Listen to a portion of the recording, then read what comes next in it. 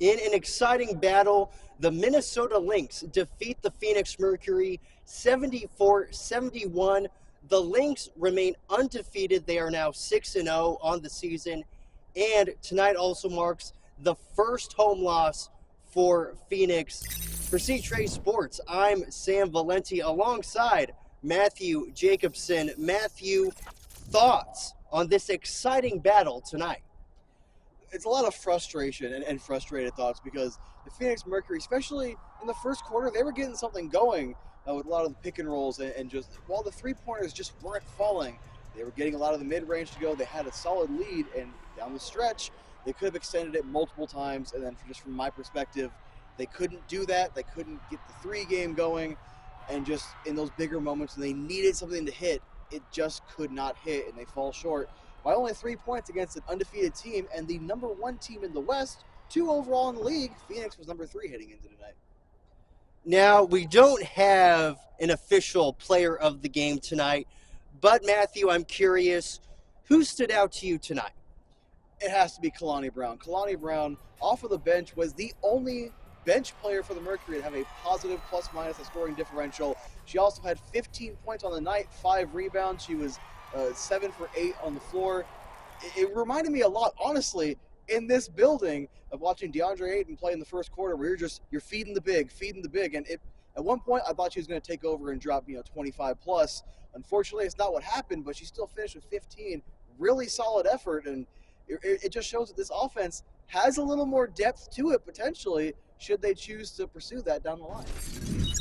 Now taking a look at the final stats, the Mercury led in rebounds, assists, and steals. Phoenix was also more efficient from the field. However, as they say, stats don't tell the whole story. Despite Phoenix leading in all these categories, it's Minnesota who prevails in this contest. Here are some post-game comments from Nate Tibbetts, Kalani Brown, and Sammy Whitcomb.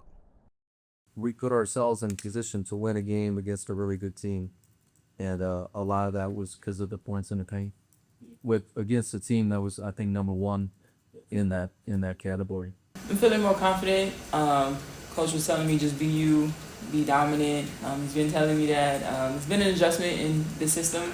So just to feel some normalcy felt good. So I'm happy to move moving forward. I just thought we were all really connected. We were all working really hard. We were pretty locked into how we wanted to defend and what we were trying to take away. Coming up, the Mercury will hit the road to take on the LA Sparks, and they will also have a rematch with the Minnesota Lynx. On Thursday, they will be back home here in Phoenix to take on the Golden State Valkyries.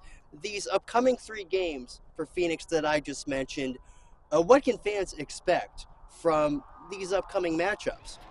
I would imagine that game against Minnesota is going to be a little more higher stakes because you lost a close game on your home court. You want to get a little bit of revenge. And, of course, having your first official matchup with Golden State coming up, you're going to want to go ahead and set the tone there. So I would imagine the Mercury shooting for at least 2 out of the 3 next games for a win.